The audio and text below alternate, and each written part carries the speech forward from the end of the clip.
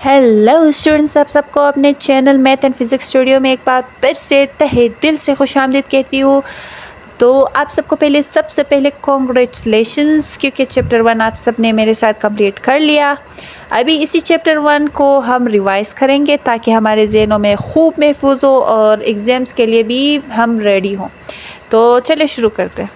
तो सबसे पहला जो कॉन्सेप्ट हमने पढ़ा था वो फ़िज़िकल क्वांटिटी का था। आप सबको याद होगा फ़िज़िकल क्वांटिटी किसे कहते हैं? अ मेजरेबल क्वांटिटी, यानी ऐसा कोई भी क्वांटिटी जिसे मेजर किया जा सके। तो यहाँ पे हमने फॉर एग्ज़ाम्पल के तौर पर देखे थे लेंथ, मास, टाइम, ये चीज़ें सारे के सारे इनको हम लोग मेजर कर सकते हैं। और इसके बाद हमने देखा था कि फ़िज़िकल क्वांटिटीज़ के दो टाइप्स हैं। एक को हम कहते हैं बेस क्वांटिटीज़, एक को कहते हैं डिराइव्ड क्वांटिटीज़। तो बेस और डिराइव्ड क्वांटिटीज़ में क्या फ़र्क है? बेस क्वांटिटीज़ 7 है। ये सारे के सारे बेस क्वांटिटीज़ है। बेस क्वांटिटीज़ वो क्वांटिटीज़ है जिनको ड्राइव करने की ज़रूरत नहीं पड़ती, और जिनको ड्राइव करने की ज़रूरत पड़े उन्हें हम ड्राइव्ड क्वांटिटीज़ कहते हैं। और ड्राइव्ड क्वांटिटीज़ को हम बेस क्वांटिटीज़ से ही ड्राइव करते हैं। और ड्राइव्ड क्वांटिटीज़ हमारे पास फॉर एग्ज़ाम्पल है वेलोसिटी, फॉर एग्ज़ाम्पल हमारे पास है फोर्स, फॉर एग्ज़ाम्पल हमारे पास है डेंसिटी। इन सब को हम बेस क्वांटिटीज़ से ड्राइव करते हैं, बेस क्वांटिटीज़ से इनको हम हासिल करते हैं। तो मेरे प्यारे और मोतबर स्टूडेंट्स, आप सबको पता था एसआई यूनिट्स के बारे में भी मैंने बताया था, एक लंबी सी वीडियो में मैंने डिस्कस की थी।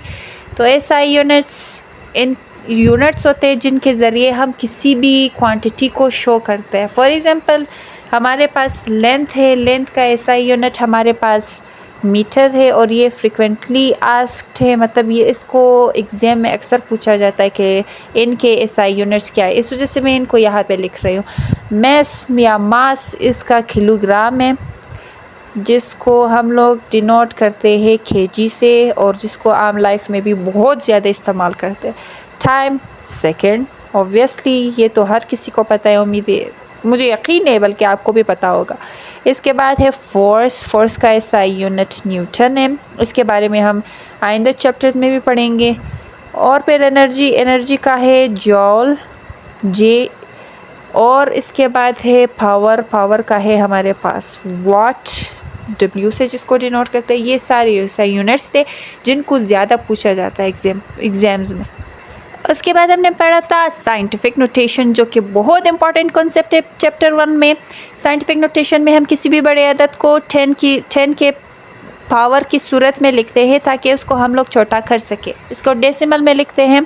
तो यहाँ पे हमारे पास डॉट है, इसको 4 डिजिट यहाँ पे मूव कराएंगे। ये होगा हमारे पास 8.6 multiply 10 raise to the power, क्योंकि लेफ़्ट से राइट की तरफ मूव कराया तो हमारे पास ये होगा 4।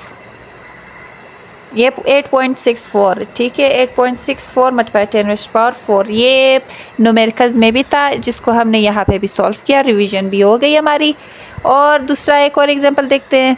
तो राइट से लेफ़्ट की तरफ मूव कराया तो हमारे पास पावर प्लस में आ गया। अभी ये लेफ़्ट पे इसको राइट की तरफ मूव कराएंगे इस डेसिमल को, तो हमारे पास पावर नेगेटिव में आ जाएगा। ये बात आपने, ये रूल इसका याद रखना है लाजमी, क्योंकि इसी रूल के ज़रिए से ही आप इसको फिर सॉल्व कर पाएंगे। तो -4 होगा ये यहाँ पे, याद रहे लेफ़्ट टू राइट हमारे पास पावर नेगेटिव में आ जाएगा, और राइट टू लेफ़्ट पावर हमारे पास पॉजिटिव में आ जाएगा। तो स्टूडेंट्स, सिग्निफिकेंट फिगर्स उन डिजिट्स को कहते हैं जो स्पेसिफाइड हो। तो हमें पता है कि डेसिमल के बग़ैर वाले जो वैल्यूज़ है, जो रियल इंटीजर्स है, उनके तो होते हैं सिग्निफिकेंट सारे डिजिट्स, उनमें जो नंबर्स है। लेकिन जो डेसिमल नंबर्स होते हैं उनमें सिग्निफिकेंट नंबर्स को फाइंड आउट करना होता है। उनमें जो लीडिंग ज़ीरोज़ है, मतलब शुरू के जो ज़ीरोज़ है, उनको हम इग्नोर करेंगे, उनको हम काउंट नहीं करेंगे, वो सिग्निफिकेंट नंबर्स नहीं हैं।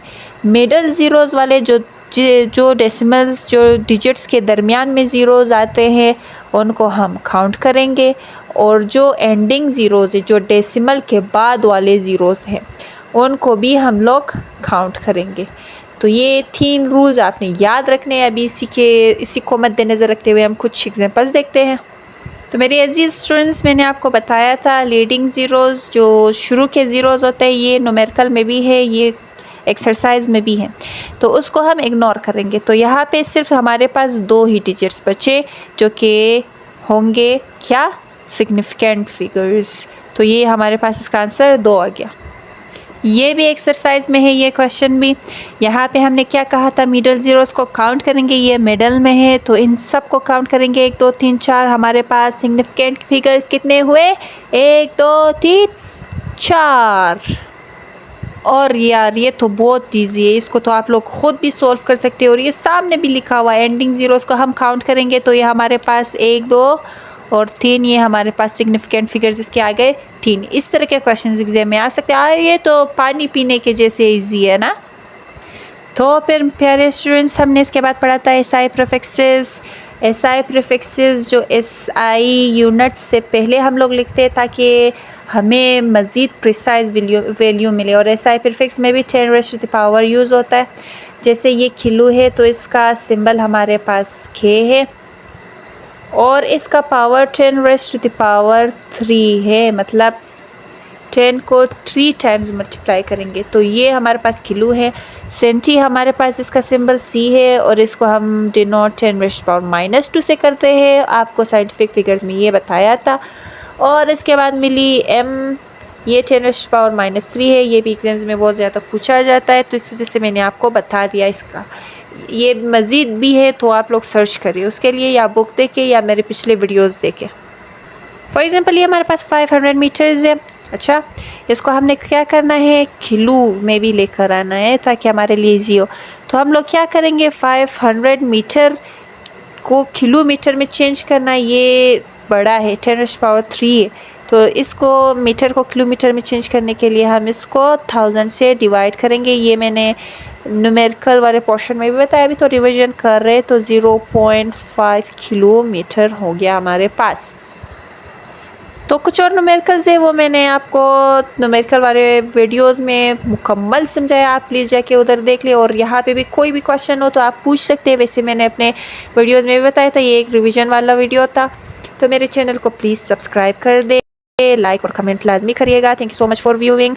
और हाँ, मेरे क्यूट से स्टूडेंट्स, ये बात आपको याद रहे कि मैं आइंदा भी वीडियो अपलोड करती रहूँगी, तो मुझे सपोर्ट करते रहिएगा।